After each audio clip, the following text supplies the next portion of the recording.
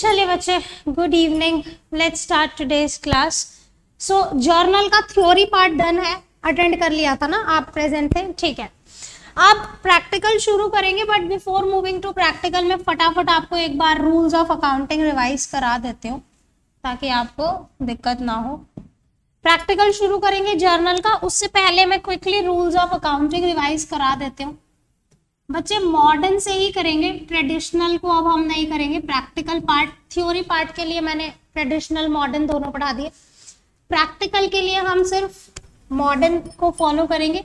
Following the rules of accounting as per modern concept. 5 तरीके के accounts हमने पढ़े थे। 5 तरीके के अकाउंट्स कौन से थे?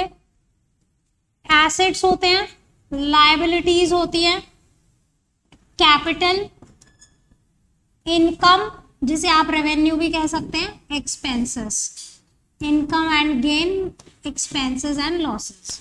देखिए सिंपल सा रूल है, एसेट एक्सपेंस, इसका एक रूल है। क्या रूल है? कि डेबिट करके इसको बढ़ाया जाता है, क्रेडिट करके इसको घटाया जाता है। ये भी सेम रूल है, डेबिट करके बढ़ाया जाता है, क्रेडिट करके। So expense and asset follow the same rule, और ये तीनों सेम रूल फॉलो करते हैं।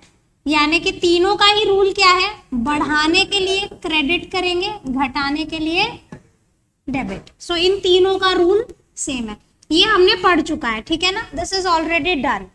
Okay, so now will start with practical part of journal. बताने का मकसद ये था कि जर्नल एंट्री करें तो आपको एकदम से रूल याद आ जाए। जर्नल का फॉर्मेट किस तरीके से बनाना है ध्यान से देखेंगे। 5 कॉलम्स, मैं आपके रजिस्टर में भी बताती हूँ कैसे होगा।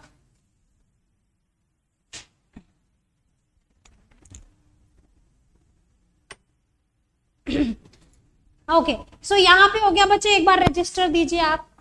देखिए रजिस्टर में आप क्या करेंगे, ये वाला जो लेफ्ट मार्जिन है बच्चे, डेट कॉलम, इतना ही राइट साइड में 2 अमाउंट के कॉलम होंगे, डेबिट क्रेडिट। एक पतला सा कॉलम होगा लेजर फोलियो, जिसमें आपने कुछ नहीं लिखना है। Particulars will be the broadest column, correct. So that's how. आप पहले यहाँ बनाइए, बीच का स्पेस छोड़ दीजिए पर्टिकुलर्स के लिए। Okay, so let's start with the transactions. पहले हम इसका वो लिख लेते हैं, हेडिंग डेट, पर्टिकुलर्स। बच्चों ये थ्योरी में मैंने बता दिया था कि डेट में हम ट्रांजैक्शन की डेट लिखेंगे, पर्टिकुलर्स में पूरी डिटेल आएगी जर्नल एंट्री की। एलएफ होता है लेजर फोलियो। लेजर फोलियो क्या होता है? जब ये एंट्री लेजर में पोस्ट होगी वहां का रेफरेंस नंबर दिया जाएगा, पर क्योंकि अभी हम सिर्फ एकेडमिकली कर रहे हैं तो हम इसको ब्लैंक छोड़ देंगे। डेबिट क्रेडिट में अमाउंट आएगी। पहला है started business with cash of 1 lakh. Yes, देखिए कैश हमारा एसेट है। कैपिटल, बच्चे इधर ध्यान देंगे, capital falls under capital account, ठीक है। सो कैश बिजनेस में आया, इंक्रीज हुआ डेबिट, कैपिटल इंक्रीज हुआ क्रेडिट, एंट्री बनी cash account debited to capital. Amount क्या हो जाएगी बच्चों? 1 लाख। Very good. नरेशन बनेगा being business started with cash.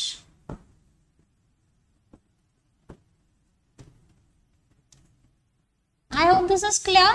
किसी को रूल्स में कोई दिक्कत है तो आप मुझे टोक सकते हैं। Next, so this is journal entry. Bracket में हम इसका नरेशन लिखेंगे। This narration can be in your own words, no hard and fast rule. कुछ ना समझ आए तो ट्रांजैक्शन कॉपी कर दो, बीइंग लिख के ट्रांजैक्शन लिख दो, ठीक है। आगे चलते हैं।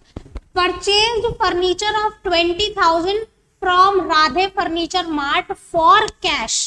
आपने फर्नीचर खरीदा, राधे फर्नीचर मार्ट से खरीदा, कैश दे के खरीदा। कौन से 2 अकाउंट इंपैक्टेड हैं? फर्नीचर एंड, आपको ये बात समझ में आई कि ये कैश ट्रांजैक्शन है। अगर मैं यहां से फॉर कैश वर्ड हटा दूं तो ये क्रेडिट ट्रांजैक्शन बन जाएगा। तो फिलहाल हम इसकी एंट्री करते हैं। फर्नीचर बिजनेस में आया, एसेट बढ़ा, डेबिट, फर्नीचर टू कैश। बच्चों अगर ये कैश वर्ड नहीं होता तो ये क्रेडिट ट्रांजैक्शन बन जाता और टू कैश की जगह आ जाता टू राधे फर्नीचर मार्ट। समझ में आ रहा है? फिर हम कहते हैं कि राधे फर्नीचर मार्ट हमारी लायबिलिटी है, हमें उसको पैसे देने हैं। I hope I am able to make this clear. So अब इसका नरेशन लिखेंगे, being furniture bought from Radhe furniture mart for cash. Narration हो गया। कितना अमाउंट है बच्चों? 20। देखो ये अमाउंट आपने ऐसे ही लिखना है, डेबिट वाला डेबिट कॉलम में, फिर नीचे लाइन में लिखना है ना, गलती से ऐसे बराबर मत लिख देना। चलिए नेक्स्ट हम देखिए, मैं जो ये लाइन बना रही हूं आप एक लाइन छोड़ेंगे जर्नल एंट्री करने के बाद। So don't do your work shabby, ठीक है? आपको लाइन छोड़ना है। नेक्स्ट ट्रांजैक्शन है paid salary to Ram 2000। Salary to cash. यहाँ राम को क्यों इग्नोर कर दिया? क्योंकि एक्सपेंस है, एक्सपेंस में हम नाम को इग्नोर करते हैं। So salary account debited to cash. आप नरेशन में लिख सकते हैं being salary paid to Ram, है ना? डेबिट हो रहा है, करेक्ट। सैलरी एक्सपेंस है वो बढ़ा तो डेबिट, कैश एसेट है वो घटा तो credit, correct? Very good. Being salary paid to Ram 2000। I hope I am able to make this clear. Am I going fast? Do I need to slow down? Okay.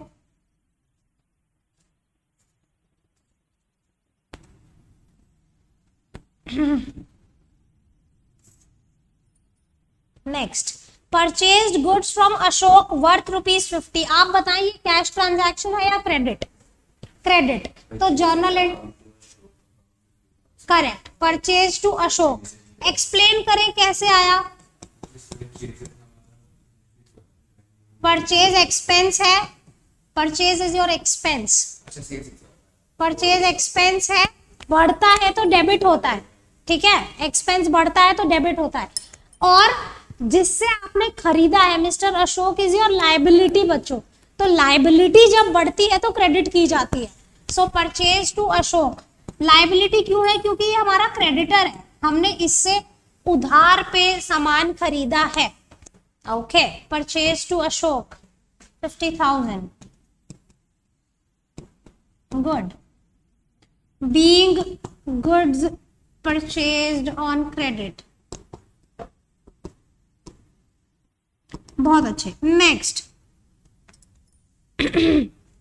Sold goods to Radha for cash worth ₹6,000। बच्चों for cash लिखा है यानी ये cash transaction हो गया।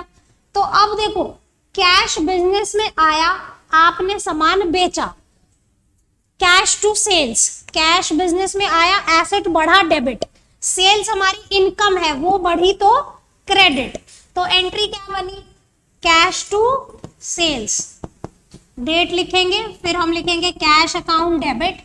So that's how we'll write to sales being goods sold for cash।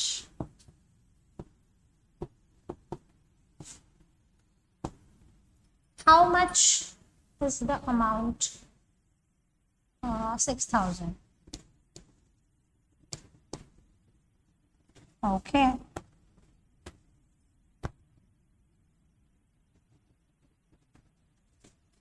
आप लिख रहे हैं बच्चों मेरे साथ फटाफट या मुझे वेट करना है? Okay fine. चलिए नेक्स्ट, 5th अप्रैल के बाद है 6th April. Paid rent to miss Nandini 7,000। So rent पे किया है, हाँ, to yes, rent to cash. Nandini को हम यहाँ इग्नोर करेंगे। जब भी किसी एक्सपेंस की बात होती है हमें उस नाम से कोई लेना देना नहीं है। हमारे लिए नंदिनी इंपॉर्टेंट नहीं है, रेंट इंपॉर्टेंट है। बिल्कुल सही आंसर बताया। Rent to cash 7,000। Nice. Being rent paid यहां लिख सकते हैं टू नंदिनी। नेक्स्ट पे चलिए बच्चों, 7th अप्रैल पे चलते हैं। Purchased goods for cash for cash है। बाबू कौन सा ट्रांजैक्शन, ये वाला पढ़ रहे हैं हम, आप आगे आगे भाग रहे हो। 7 अप्रैल पढ़ रहे हैं। Purchased goods for cash from mister Tandon 2000।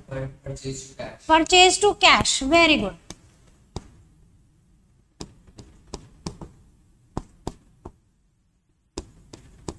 being goods bought for cash, how much? 2000।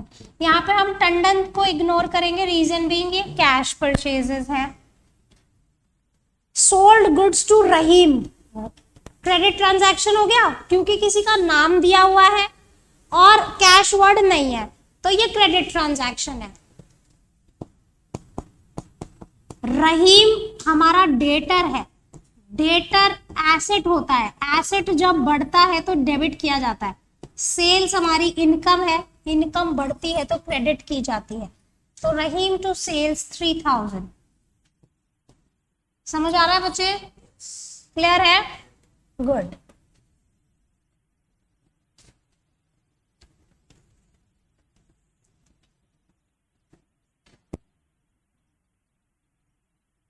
being goods sold on credit।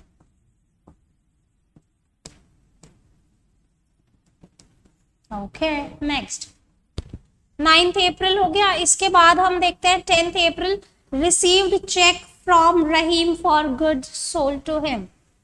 10 April बच्चों, ठीक है, ध्यान से सुनेंगे। जब भी आपको किसी से चेक मिलता है, whenever you receive check from somebody, आप डायरेक्ट बैंक बैलेंस नहीं बढ़ा सकते, ठीक है। बैंक बैलेंस तब तक नहीं बढ़ता जब तक वो चेक जाके डिपॉजिट नहीं हो जाता बैंक में, राइट। तो आपको क्या करना है, जब भी चेक रिसीव्ड की एंट्री होगी, आप उसके नीचे के सारे ट्रांजैक्शन चेक करें, क्या आपको उसके बाद की डेट में डिपॉजिट की एंट्री दे रखी है। अगर कोई डिपॉजिट का ट्रांजैक्शन नहीं दिया है तो आज ही आप बैंक बैलेंस बढ़ा दीजिए, यानी बैंक टू रहीम। समझ में आ रहा है? लेकिन अगर आपको नीचे कहीं डिपॉजिट की एंट्री दे रखी है तो फिर आप क्या करेंगे, आज बैंक डेबिट नहीं करेंगे। आप क्या डेबिट करेंगे, एक टेम्पररी अकाउंट खोलेंगे जिसे हम कहेंगे cheque in hand. Cheque in hand account debit to Rahim. जी बोलिए।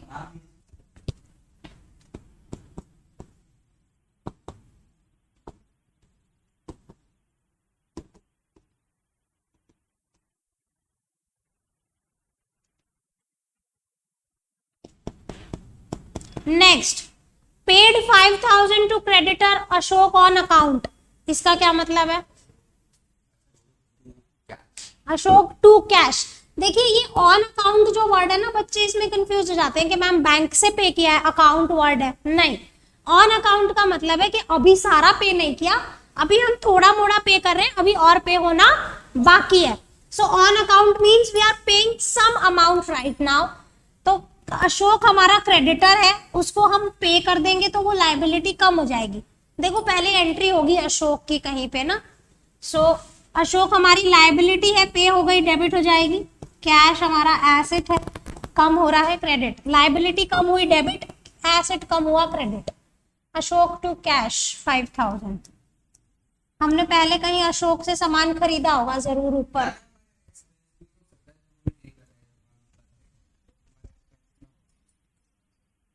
देखो एक्सपेंस आपको यहाँ पे दिख रहा है ना कि आपने अशोक से सामान खरीदा हुआ है, अब आप उसको, क्रेडिटर था वो आपका, आप उसको पे कर रहे हो, उधार पे खरीद के लाए थे, है तो ट्रांजैक्शन, एक्सपेंस कैसे हुआ।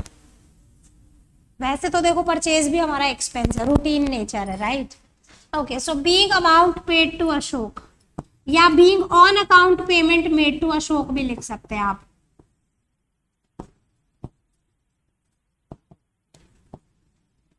बच्चे मैं 8-10 ट्रांजैक्शन तक नरेशन लिखूंगी, उसके बाद फिर आप खुद नरेशन लिखेंगे। I just put on the bracket so that you remind कि भाई आपको करना है।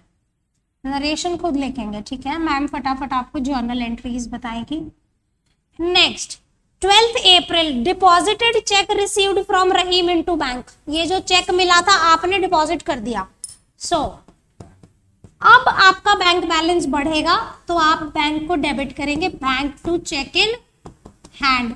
ये जो टेम्पररी अकाउंट आपने क्रिएट किया था बच्चे, ये नलिफाई हो जाएगा by reversing that. Being check deposited in bank, being check received from Rahim deposited in bank लिखेंगे।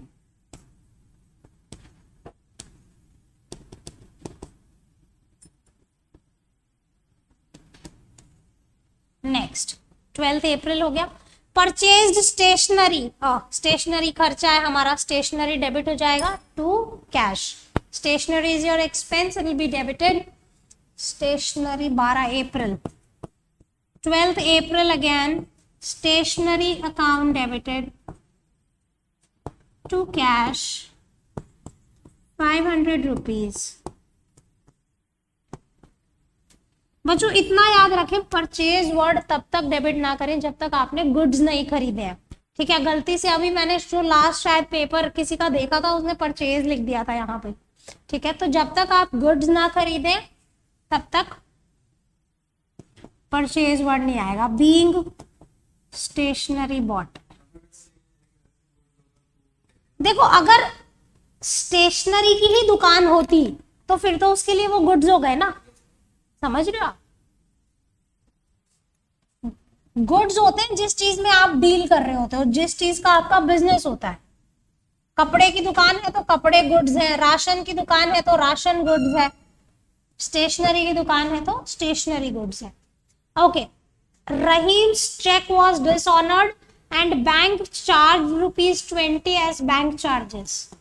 अब ये ध्यान से सोच के बताओ, देखो आपने पहले रहीम को सामान बेचा, आपने एंट्री करी रहीम टू सेल्स, फिर चेक मिला, आपने एंट्री करी cheque in hand to Rahim, फिर बैंक में डिपॉजिट कर दिया तो एंट्री करी bank to cheque in hand.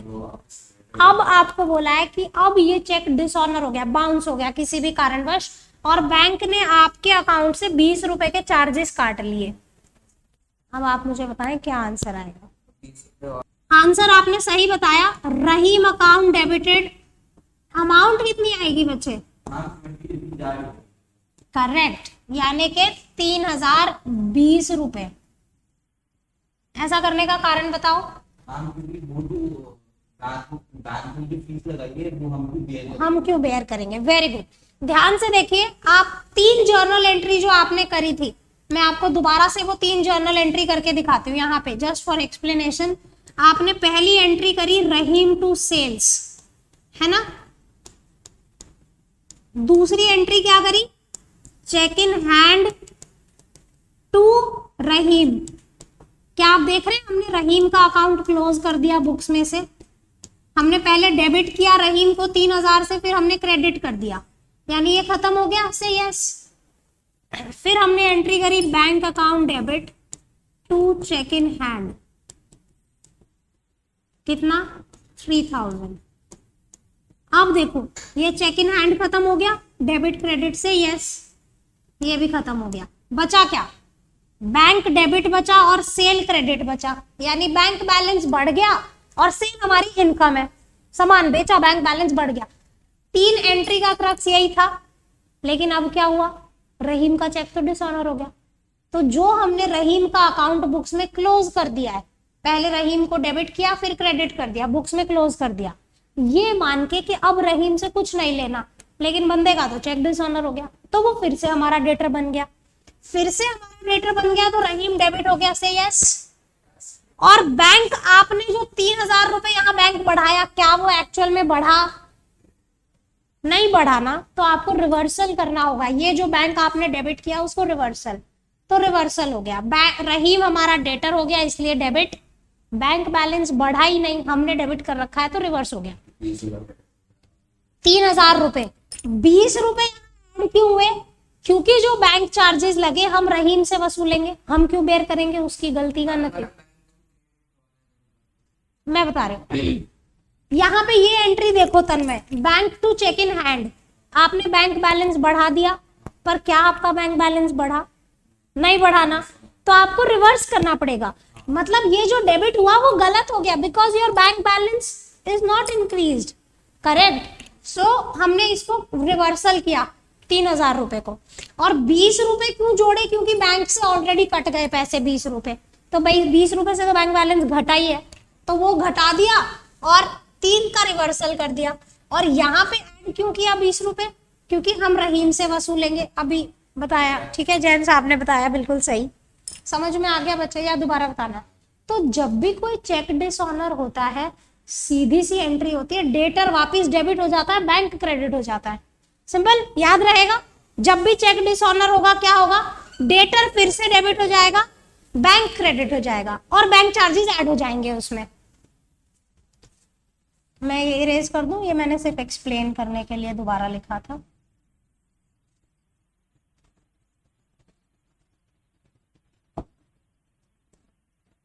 चलिए आगे बढ़ते हैं। ब्रैकेट में being cheque dishonoured.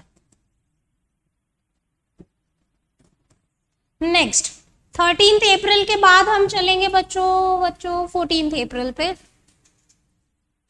14 April, Rahim cleared his account by cash payment including 50 rupees as interest. Rahim ने अपना अकाउंट क्लियर कर दिया कैश पे करके, और उसने 50 रुपए एक्स्ट्रा दिए क्योंकि पेमेंट लेट हो गई, ठीक है। सो 14 कैश अकाउंट डेबिट। देखो ऑलरेडी हमें कितने रुपए लेने थे, 3,020 रुपए तो लेने ही थे, 50 रुपए उसने फालतू दिए, तो कितने रुपए दिए, 3,070 रुपए। So cash account debit 3070 to Rahim 3020 to interest. Interest हमारी इनकम हो गई ना बच्चे, 50 रुपए हमें फालतू मिले, इनकम हुई कि नहीं हुई? तो जब इनकम बढ़ती है तो क्रेडिट की जाती है, से यस, सिंपल है। रहीम का जो 3020 का डेटर था वो रिवर्सल हो गया कि पैसे आ गए, अब हमने रहीम का अकाउंट क्लोज कर दिया, reverse to interest. Correct, cash asset है बढ़ा, रहीम हमारा डेटर था, उसके पैसे आ गए तो वो खत्म हो गया एसेट, और 50 रुपए इंटरेस्ट इनकम हो गई, बिल्कुल सही। क्या आपको मेरी बात क्लियर हो रही है बच्चों? नरेशन लिखेंगे being account cleared by Rahim with cash payment. This narration can be in your own words, no worries. Next, deposited rupees 10,000 into bank.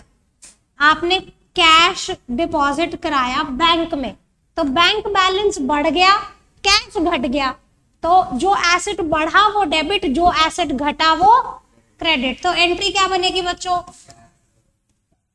Bank account debited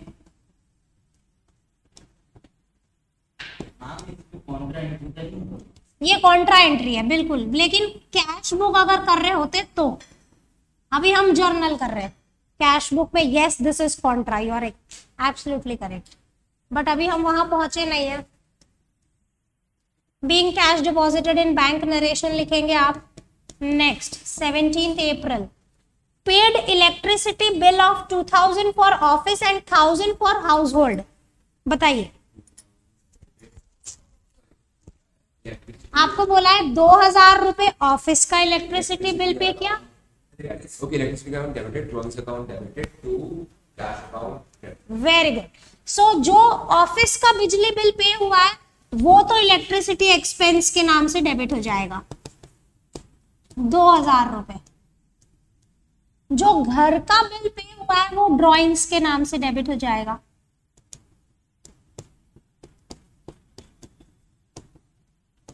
To cash, it is paid through cash, right? Yeah. So to cash 3000. Narration लिखेंगे being electricity bill paid for office and house hold. बाबू 2 + 1 3 होता है। 2000 घर office का bill है, 1000 रुपए घर का bill है। ये वाली एंट्री है ना बच्चे।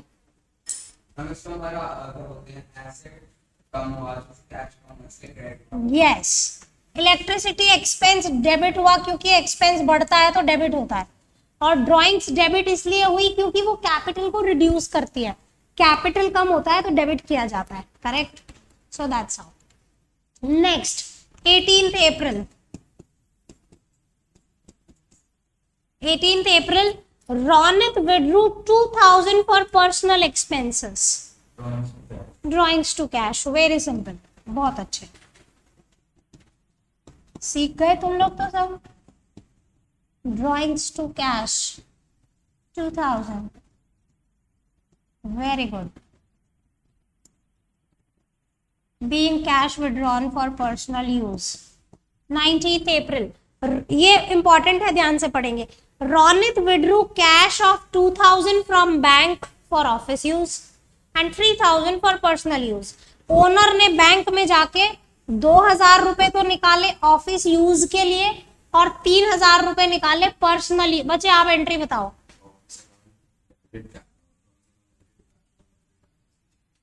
दोबारा पढ़ो।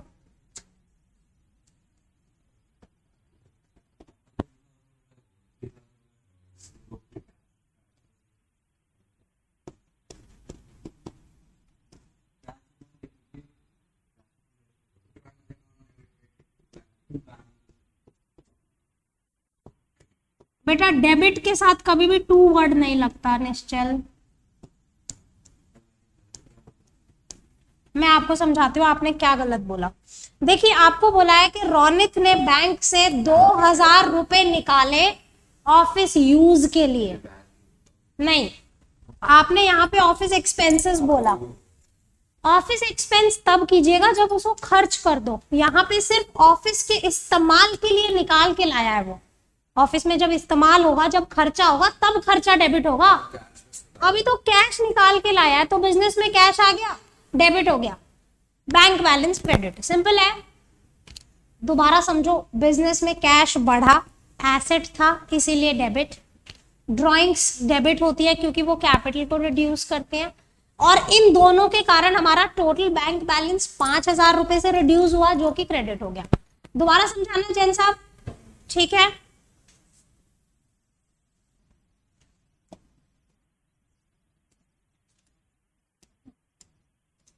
Being amount withdrawn from bank for office and personal use.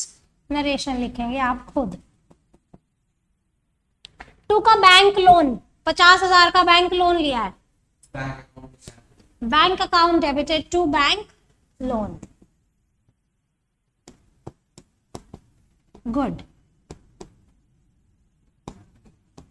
देखिए बैंक लोन हम जब भी लेते हैं वो हमें बैंक अकाउंट के थ्रू ही मिलता है, कैश में नहीं मिलता, राइट? तो बैंक बैलेंस हमारा बढ़ जाएगा, एसेट है डेबिट हो जाएगा।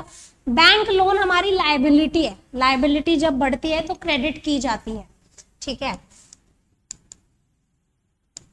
बच्चों रूल्स ऑफ अकाउंटिंग पे मास्टरी होनी चाहिए, अदरवाइज तो सोचोगे कि मैम बोल क्या रही है।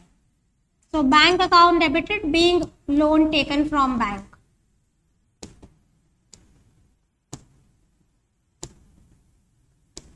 quite simple. Okay, next 22nd April, sold goods to Ramesh and company worth rupees 10,000. Very good. ये तो सिंपल है, आपने उधार पे सामान बेचा है, so Ramesh and company to sales हो जाएगा। कितने रुपए का सामान बेचा है? 1000 रुपए का। Being good sold to Ramesh and company on credit. Narration आप खुद लिखेंगे।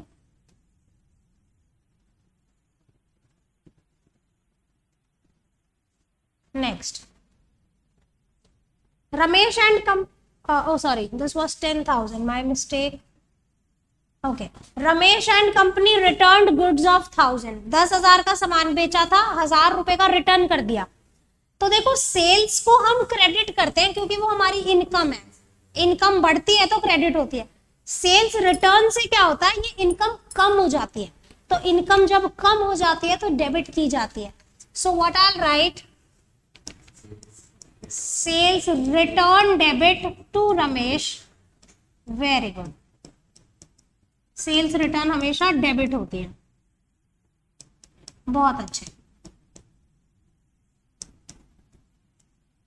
1000 ओ बच्चे just a moment, just I will be there, just a moment, just give me a moment.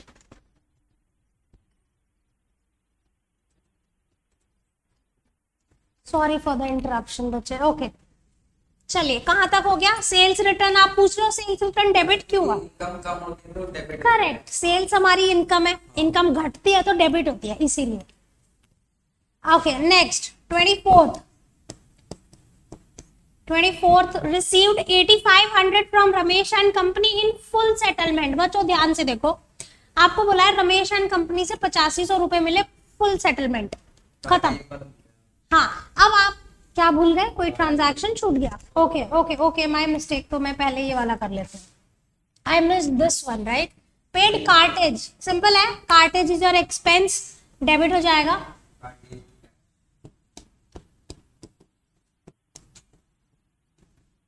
ये तो एक्सपेंस पे हुआ, कैश कम हो गया। चलिए नेक्स्ट, अगला बोला है received 8500 from Ramesh and company in full settlement. बच्चों आप मेरे को ये दो ट्रांजैक्शन देख के बताओ कि रमेश एंड कंपनी से कितने पैसे लेने बाकी थे। पहले आपने 10,000 का सामान बेचा, आपने देखो डेबिट किया 10,000 से कि मेरा डेटर है 10,000 का, फिर उसने 1000 रुपए का सामान लौटा दिया, आपने उसको क्रेडिट कर दिया 1000 रुपए से, यानी 10,000 डेबिट हुए, 1000 क्रेडिट हुए, बैलेंस कितना बचा? 9,000। 500 का डिस्काउंट, 9,000 रुपए हमें लेने थे, हमने 8500 लेके फुल सेटलमेंट कर ली, 500 रुपए हमने उसको डिस्काउंट दे दिया, है ना?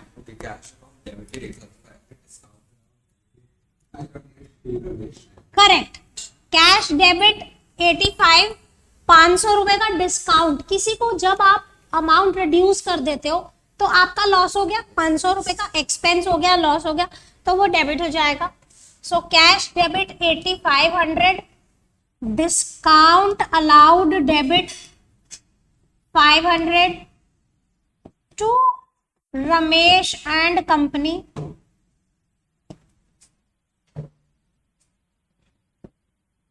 पेन को क्या हो जा रहा है?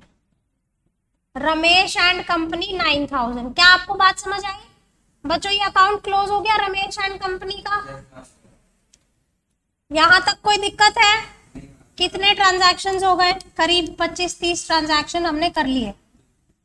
बच्चों यहां तक कोई दिक्कत है तो बताओ मुझे, अदरवाइज हम अभी आज यहीं पे स्टॉप करते हैं। आगे के जो ट्रांजैक्शंस है, still we have 2-3 pages more to go to finish this.